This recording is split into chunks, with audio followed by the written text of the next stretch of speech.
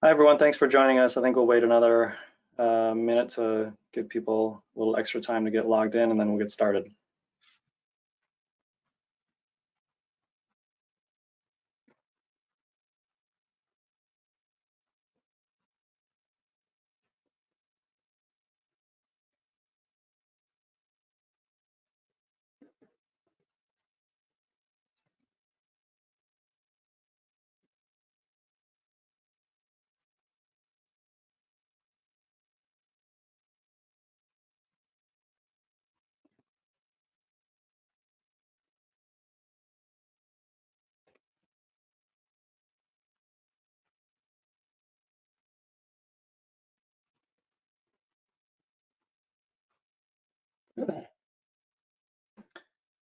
Okay, I think that's probably good. I'm sure there'll be people still trickling in over the next few minutes, but we might as well get started. So thank you for joining us. My name is John Romacall, and I'm a senior manager at the Reserve. I'll be presenting today's webinar, where we'll be kicking off the process to develop a biochar offset protocol.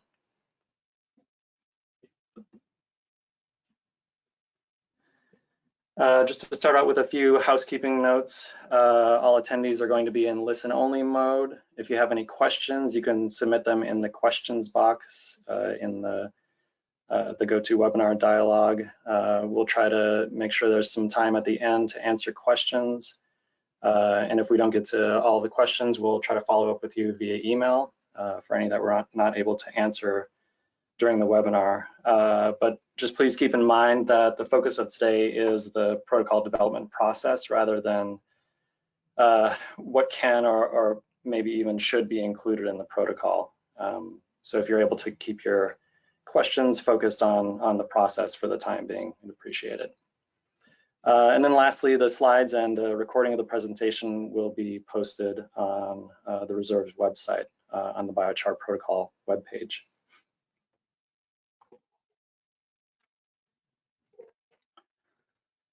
So to give you a sense of where we're going today, we'll start out with some introductory materials, and then we'll have an overview of the protocol development process. Then we'll highlight a few topics that the work group will help us be making decisions about. And then lastly, we'll discuss the next steps.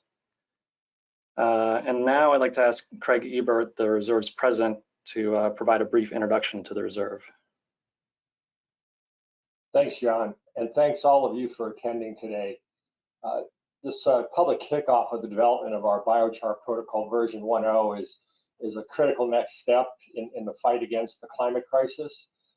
We've all heard this week the IPCC's latest update that to cut to the chase, humanity is frying this planet and we are out of time. And it's just very critical that all of us take as aggressive steps as we can to try to make a difference and slow and ultimately stop human-induced climate change. On behalf of the Climate Action Reserve, we're pleased to undertake this. Our mission is to support the development of market-based solutions to the climate crisis. We've been involved in this for the last couple of decades, and currently serve as the highest quality provider of offsets in North America. It's just fundamentally important that we get this right, and all of you participating today are a key component of that process. Some of you may know that in addition to our work across the voluntary market in North America, we also are an approved offset project registry for the California Cap and Trade Program. We are headquartered in LA, but we've got staff spread across North America supporting these efforts. Next slide, please. This map is just a summary of the different project types across North America and their location. I'll let each of you review this. We've got obviously a wide variety of protocol types, and biochar protocol is just the latest challenge that we're undertaking to develop nature-based climate solutions. A companion effort we're going to be doing on the same lines as the development of avoided wildfire emissions methodology, probably more appropriately named an avoided mega wildfires methodology. As I said, in addition to the IPCC report, any of us can turn on the news and pick up a newspaper and see what's happening across North America right now. We are literally on fire, and each year it seems to be unprecedented. So, our mission in this space is to figure out more sustainable practices to reduce these devastating ecological consequences, and figure out a way to make sure that we can drive innovation, drive investment capital, and make a fundamental environmental difference in what we all know is a major challenge. And biochar is a key component of that. So appreciate all of you attending today. John, I'm going to turn it back to you. Great, thanks, Craig. Before we go any further, I do want to acknowledge some funding support that we have for this effort. First, I want to thank the U.S. Forest Service and their Wood Innovations Program for a grant that they have provided us. And I'd like to acknowledge the CAL FIRE and a Forest Health grant that they have awarded to us as well as a part of the California Climate Investments Program. We're grateful for the support of both of those agencies. And I'd also like to note that that funding is also providing support for a market analysis that's going to be put together by Blue Forest Conservation, and that analysis is going to come out as a companion document to the protocol. And then they're also providing funding support for some pilot projects to test out the protocol as well.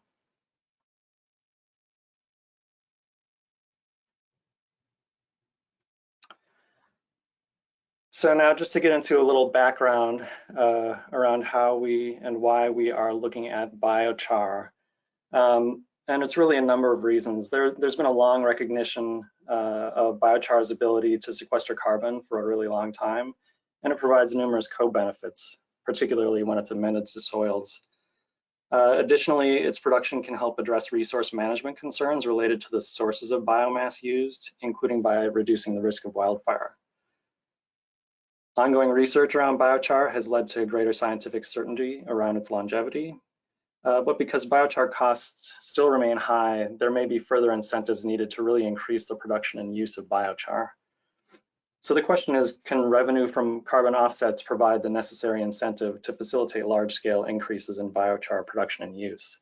And we think that is the case, as do a number of other organizations who are working on similar efforts at the same time.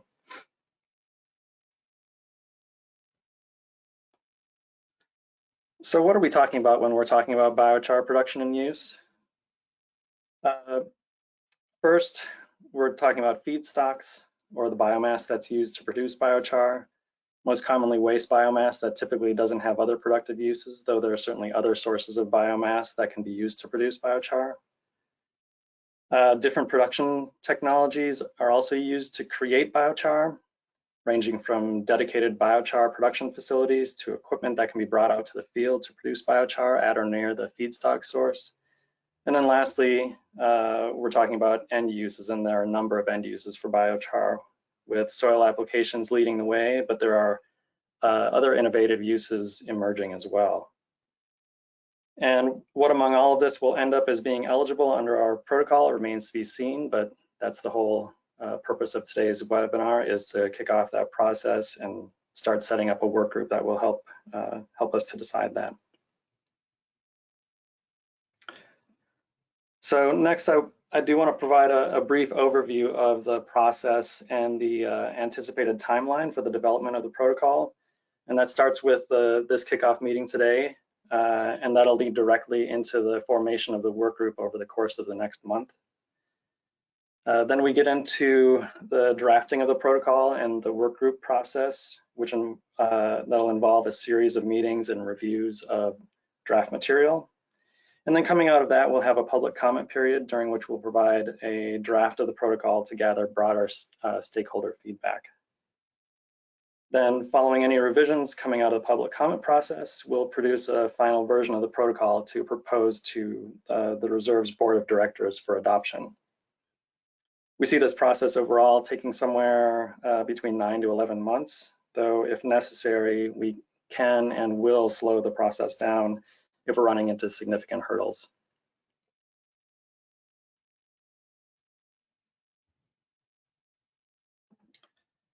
Stakeholder participation is really important to our protocol development process, and we believe it's the cornerstone to producing credible, well thought out protocols.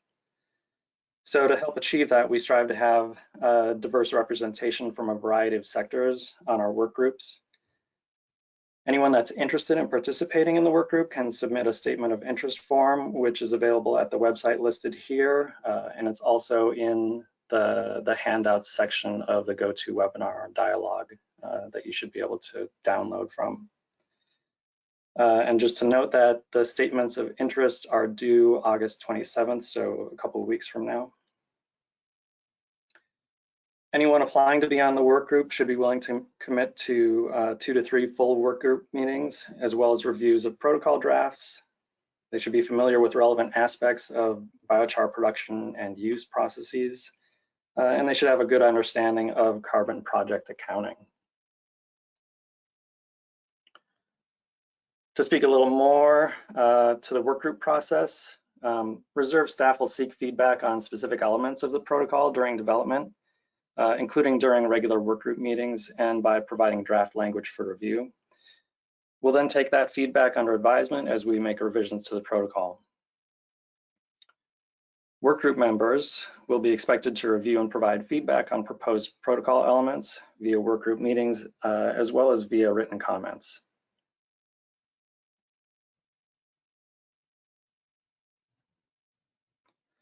Next, I'd like to provide a brief overview of some of the topics we'll likely be discussing with the work group. And these include what makes a project, who can own a project and be issued credits, what makes a project additional, how do we address the permanence and the carbon sequestered in biochar, what quantification approaches should we use, and how best to conduct monitoring, reporting, and verification. So starting out with the project definition, we would basically be looking to define what types of project configurations are eligible with respect to feedstocks, technologies for biochar production, and end uses. So for feedstocks, we know we're going to be focusing on waste biomass sources, but we want to make sure we appropriately define if there are certain types that should not be eligible, as well as determine whether other biomass sources should be considered. For biochar production technologies, we want to identify what is and perhaps, again, what is not eligible under the protocol. And for end uses, determining which applications of biochar will be eligible based largely on having reasonable assurances about the amount of carbon that will remain sequestered over 100 years. And we would also want to consider any environmental and public health concerns as well related to those end uses.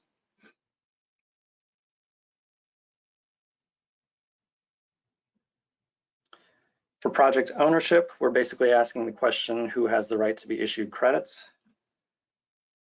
The biochar producer is likely the default that we'll go to, since they tend to have the most control over feedstocks being used to produce the biochar, as well as who they're selling the biochar to and what the end use is going to be. But we also want to explore whether projects might be able to aggregate in some fashion so that projects that involve smaller volumes can still participate as well.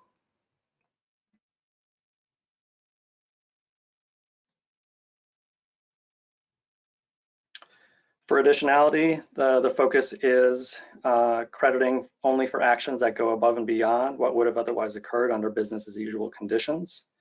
And for that, we want to make sure that the actions, the project activities are not legally required, but we also like to use a performance standard test as a way to standardize additionality evaluations.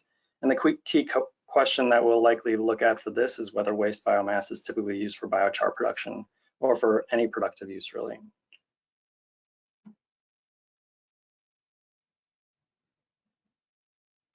For permanence, the reserves standard is that the carbon that's sequestered must remain sequestered for at least 100 years. So we want to try to avoid the release of any credited carbon back into the atmosphere, which is known as a reversal. So one question we'll look at is whether biochar faces significant risks for reversals. And ultimately, crediting is based on the ability of carbon in biochar to remain stored for at least 100 years, which begs the question, How do we estimate the durability of biochar, or how much of the carbon in biochar will remain stored over the long term?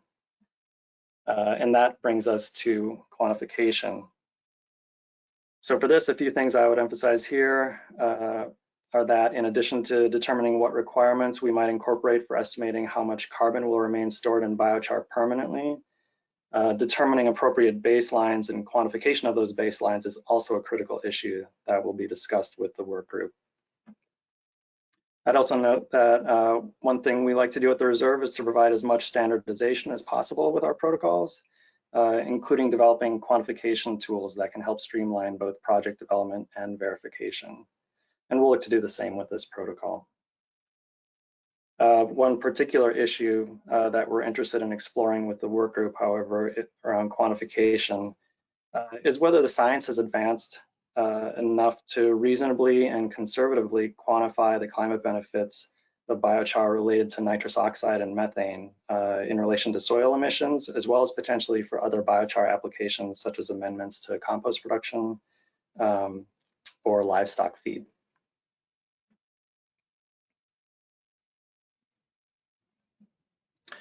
And then for monitoring, reporting, and verification, the anticipated discussion points will be around the standards for sampling and laboratory analyses, requirements for documentation that shows how the biomass is being transferred from the feedstock source to the producer of biochar to the final end use. We'll want to discuss the standardization of a tool that can be used for reporting and verification. And then we'll want to discuss the requirements for verification, including site visits.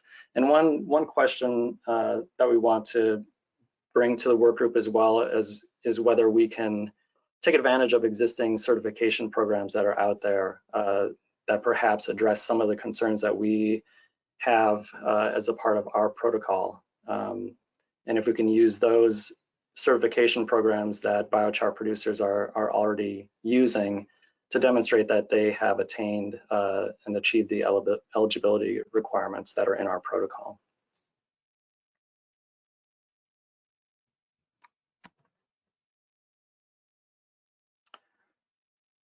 So now just to highlight the next steps in our process here.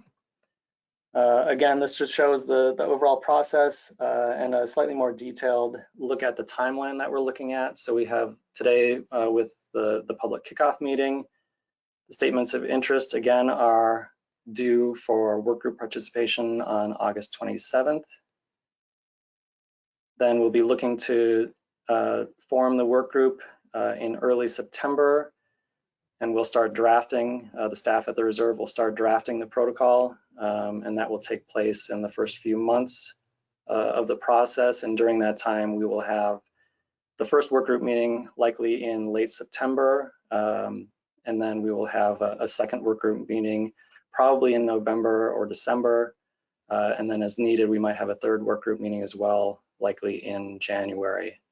Anticipating that we'll have things ready for public comment period in February or March, and we're hoping that we'll be able to get the protocol to our board for approval in April. But we will, of course, have to see how the work group process goes and how the drafting process goes to see if we can actually achieve that.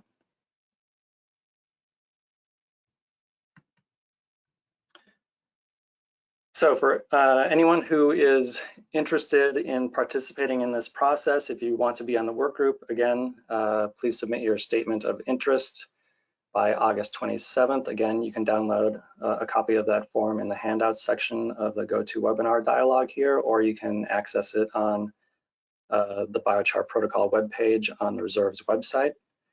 If you are interested in just being an observer to the process, but not participating as a work group member, you can also contact us to let us know that, and we'll make sure that you get all of the information pertaining to the protocol development process, including when the work group meetings are going to be, and you'll be able to listen into those meetings. And then, of course, you can email us anytime that you'd like to provide feedback, whether or not you are officially a part of the work group process or not. We're always happy to take any feedback. And then for the reserve, again, we'll be forming the work group once the deadline has passed, and we'll try to put that together as soon as possible. We'll also begin drafting the protocol, and then we'll be setting up that first work group meeting for late September. And that's going to be via webinar, as we anticipate all of our work group meetings will be.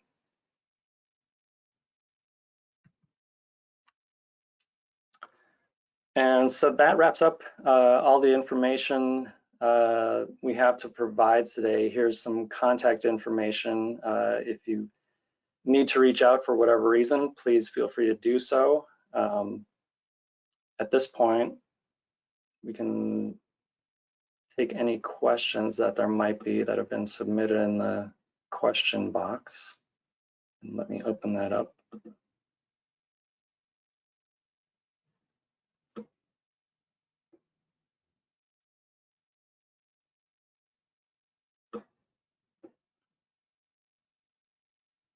And bear with me just a moment, please.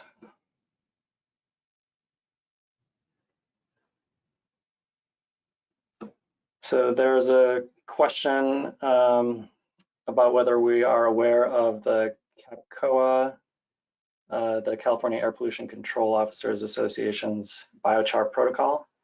And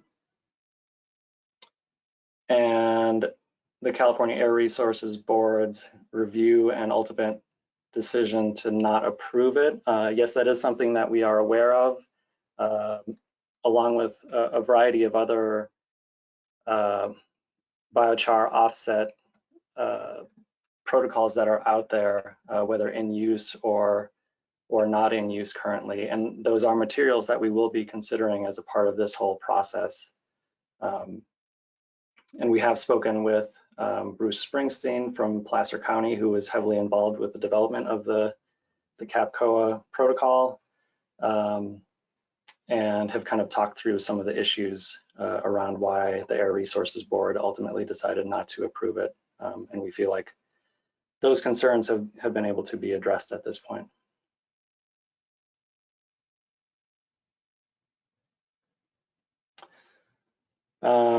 There's a question about the size of a standard biochar project in terms of tons of carbon offsets being generated.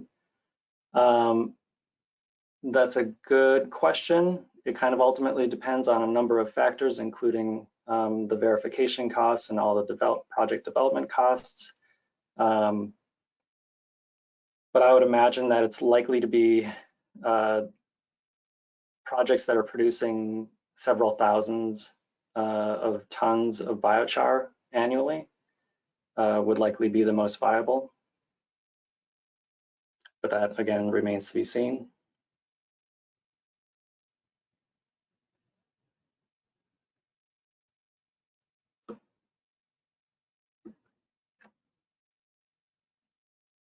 And there's some additional information about some things CAPCOA is doing around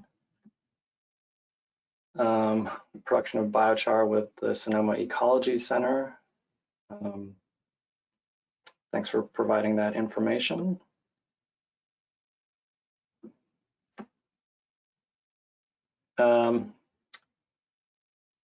There's a note from someone just mentioning that they had troubles submitting the application for the statement of interest. So if you have any troubles, feel free to just email me directly, or you can email the policy at the climateactionreserve.org address that's on the screen here.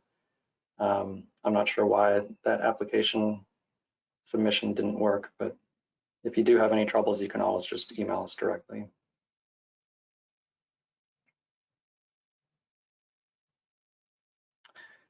Will this protocol be similar to the Vera protocol that was just introduced in draft form a couple of days ago?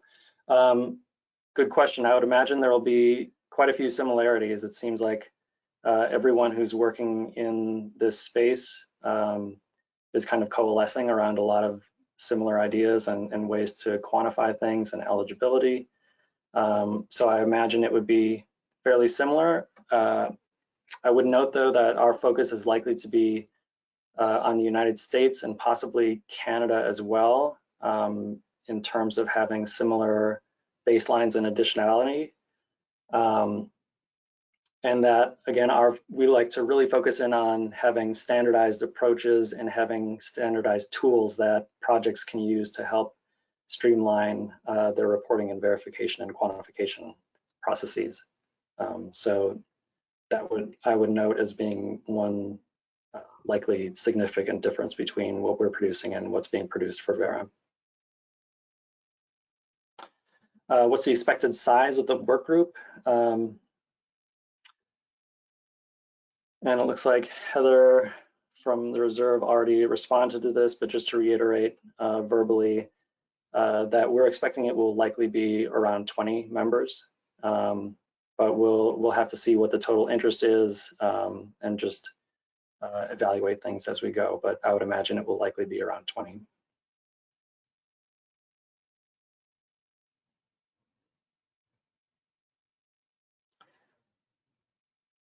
And there's a question about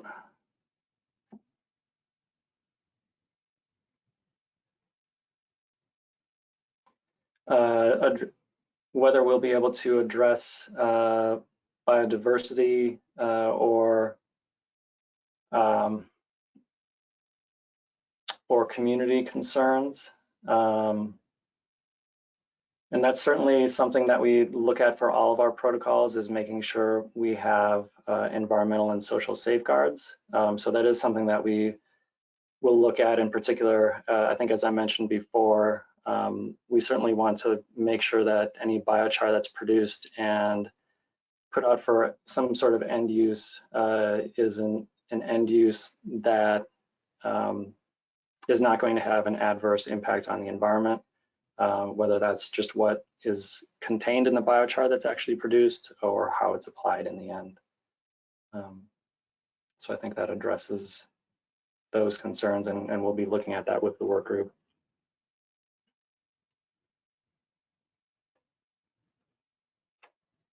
And there were some questions around the geographic scope, so addressed those already.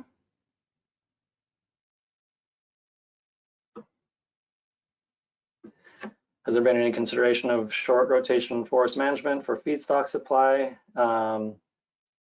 Not specifically, but again, that I think that'll be something that we will discuss with the work group. As I mentioned, the initial focus is going to be on waste biomass sources, but we certainly want to explore other options to make the protocol as widely applicable as possible. But as soon as you start deviating from looking at waste sources, there are a number of other concerns that come into play as well. So we just need to be careful.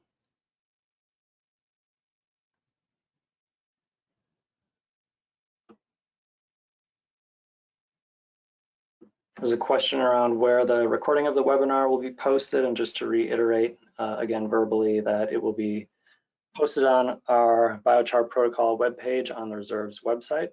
Both the recording and the slides will be placed there, so you should be able to access them within a few days.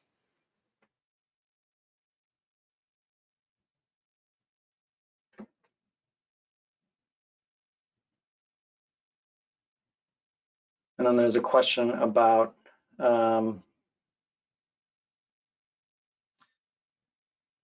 cultivation of feedstock specifically for biochar production, whether that will be considered. Again, that's going to be something we will discuss with the work group. Obviously, that is a valid way to produce biochar, but there are other concerns that you need to take into consideration, including potential land use change and leakage. So we need to figure out if that's something that we are able to and willing to take on as a part of our protocol.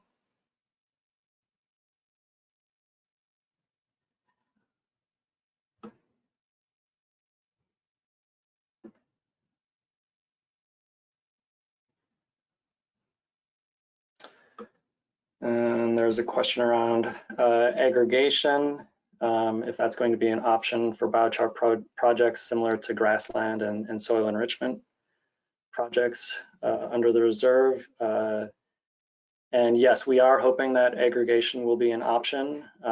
Again, that's something we need to explore to figure out exactly how that might be done under biochar, because there are a lot of moving parts with biochar projects. So, but that is something that we specifically want to address and see if we can figure out a way to move that forward.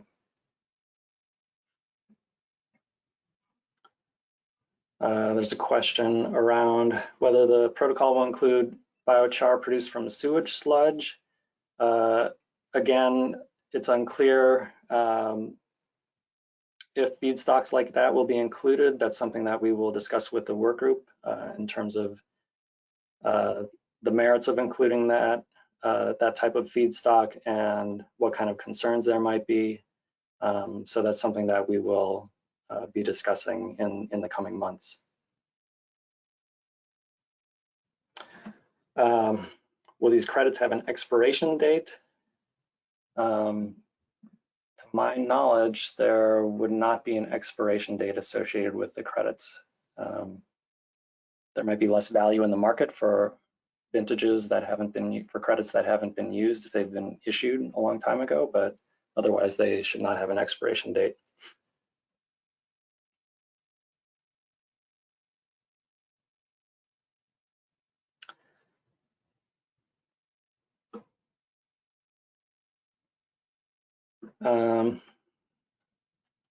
There's a question around mixing biochar with manure and with compost, and whether that will be part of the protocol.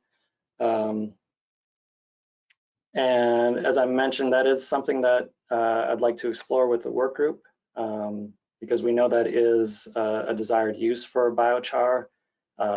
I think part of the question is if there's enough certainty around the quantified impact of the biochar in those instances, and whether we can produce reasonable and conservative guidance for quantification in those cases. But that is something that we'd like to explore with the work group.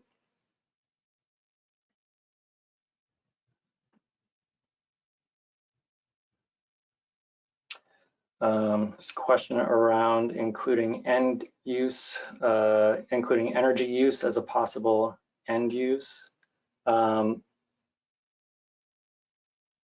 that might be something we would explore with the work group. I doubt that using biochar for energy use would be considered, though, just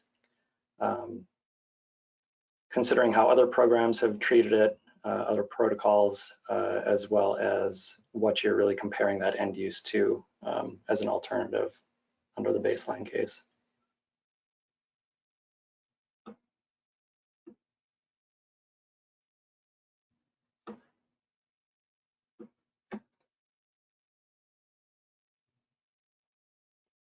There's a question around the upfront costs to having a project verified under our protocol. Again, that's something that we will just have to wait and see, since we don't know the details yet of what's actually going to end up in the final protocol. It's hard to speculate exactly what the costs might be, but again, one thing that we strive to do at the reserve is try to standardize things as much as possible and provide quantification tools that will help to streamline project development, quantification, and verification so that reduce costs related to all of those aspects.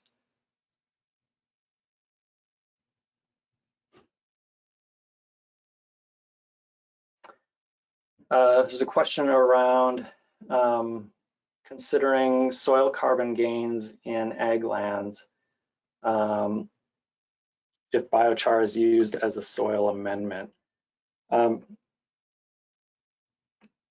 So under this protocol, the crediting would be for the production of biochar with the amount of carbon that is credited, the benefit that's credited based on a potential deduction depending on what the end use is. So knowing that it's applied to soils, there might be some specific percentage deduction that's applied, because we know that over time some of the carbon in biochar will be lost, even though the vast majority of it will remain in place for centuries.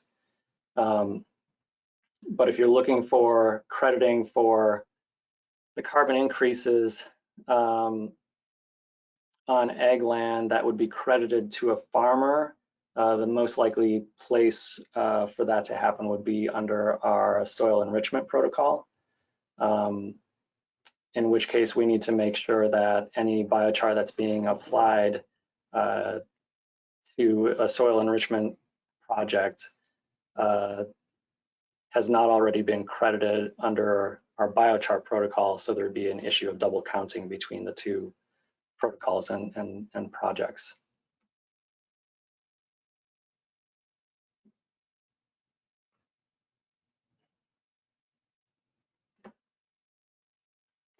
There's a question of how many tons of carbon sequestration would you estimate a ton of biochar can achieve on average yearly? I'm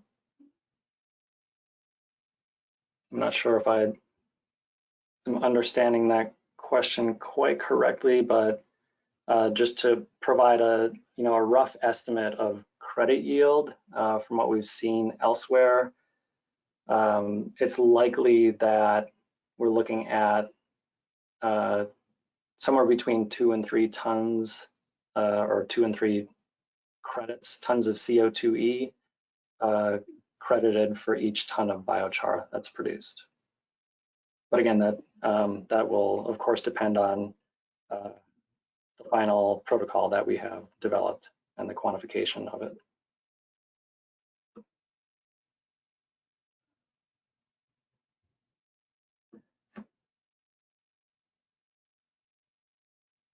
Will biochar produced from digestate be considered? Again, that's similar to some of the other responses I've made. It kind of all remains to be seen. We will we'll consider everything, but there are a lot of things that we need to look at in terms of the potential environmental and public health impacts of certain feedstocks being used, as well as just other considerations like baseline and additionality.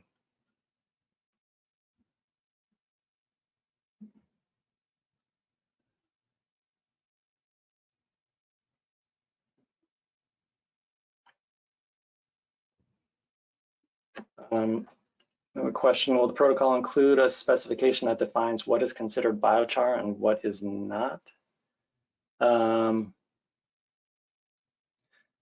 Yes, that is a good question. I believe that it will. And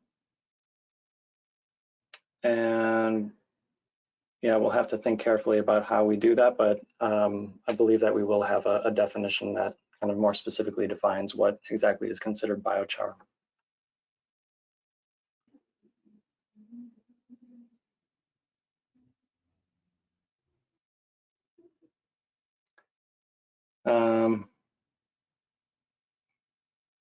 And there's a question that I think I've already mostly answered around indirect biochar carbon impacts in terms of affecting nitrous oxide and methane, as well as soil carbon.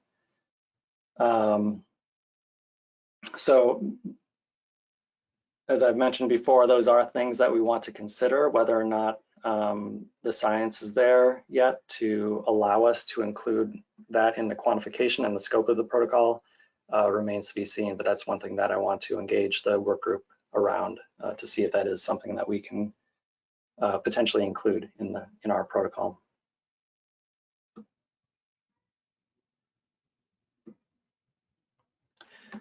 Will there be consideration for biochar used on forest soils in the area it was made? In other words, creating biochar from forest thinning and spreading it back on the forest floor. Yes, there will definitely be consideration for that kind of use.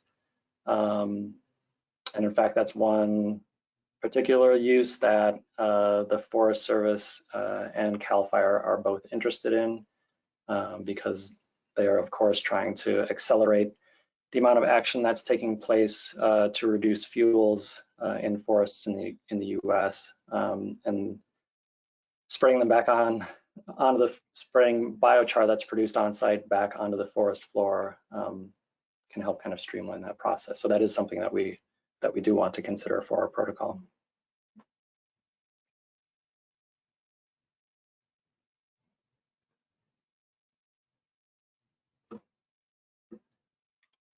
Okay, looks like just maybe a few more questions here.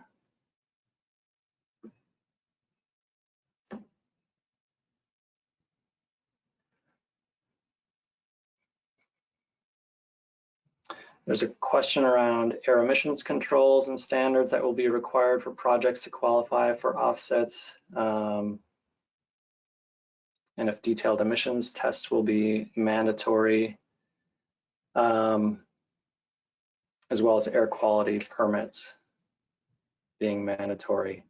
So again, part of this will remain to be seen, but certainly any air quality permits that would be required under the law will have to be, any project that's being developed will have to show that they have any necessary air quality permits, just as a part of our standard legal compliance requirements under all of our protocols.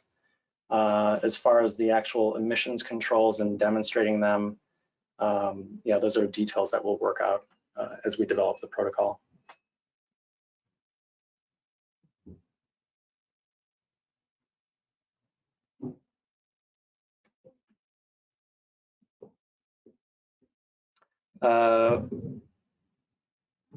There's a question about the average biochar yield from biomass. I don't have that answer off the top of my head, so I would have to defer to the experts, or I can get back to you on that question at another time. Will you be looking for LCA expertise in the working group? Yeah, I think generally speaking, having LCA expertise would be valuable in the work group. We are not going, I'm pretty sure we won't be requiring any sort of LCA component in our protocol, but the knowledge that comes from doing LCA analyses certainly is relevant to what we're considering overall with the scope of this protocol.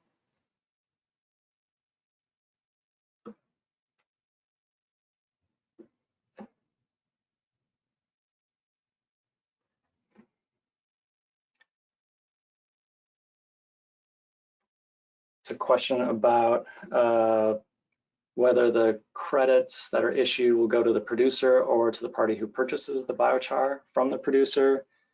That's a detail, again, that will be worked out with the work group. Our assumption going into starting the development of the protocol is that the producer will be, by default, the entity that will be issued credits. There might be some options for the end user or even the feedstock producer to be issued credits, but we'd have to figure out the details of how that might, what conditions might be required to have that take place.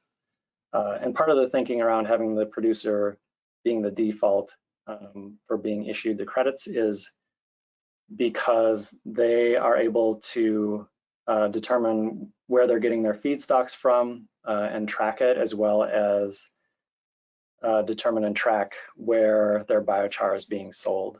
And so they know what the end use actually will be.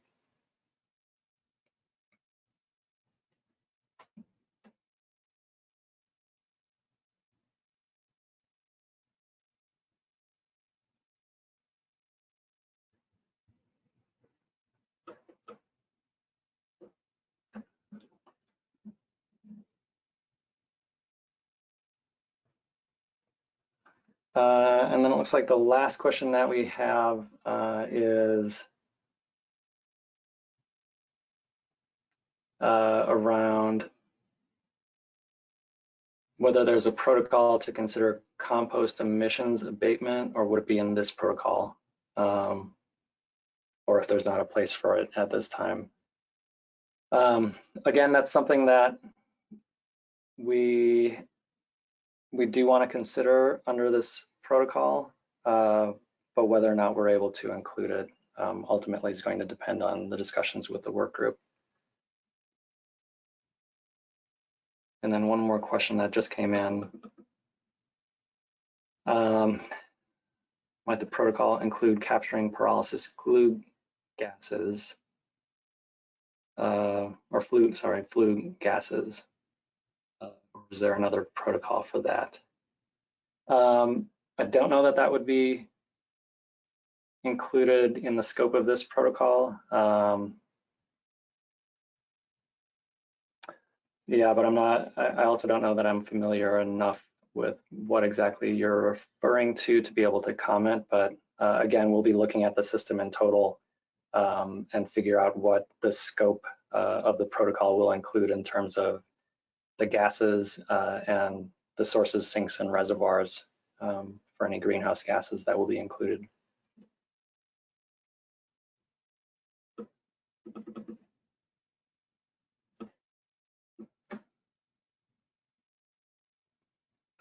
And another question just came in.